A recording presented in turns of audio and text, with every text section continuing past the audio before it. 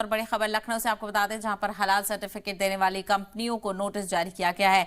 STF ने company इंतजामिया को नोटिस भेजा है। एसटीएफ ने 7 दिन में जवाब भी तलब किया है।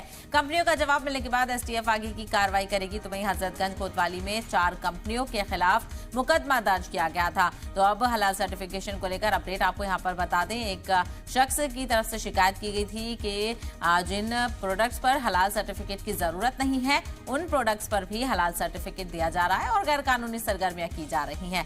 ऐसे में इसको लेकर एफआईआर दर्ज की गई और हलाल सर्टिफिकेट वाले प्रोडक्ट्स पर बैन भी लगाया गया। उत्तर प्रदेश में इस मामले को लेकर चेकिंग भी की गई थी।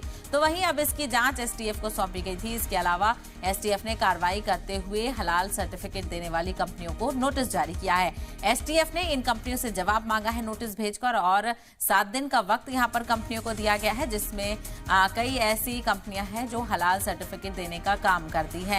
कंपनियों का जवाब मिलने के बाद एसटीएफ आगे की कार्रवाई यहां पर करेगी।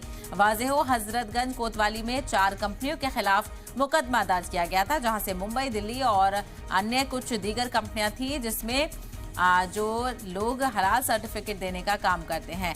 तो कई ऐसी कंपनियां हैं जो हलाल सर्टिफिकेट देने का काम करती हैं, और ऐसे में कई ऐसे प्रोडक्ट्स हैं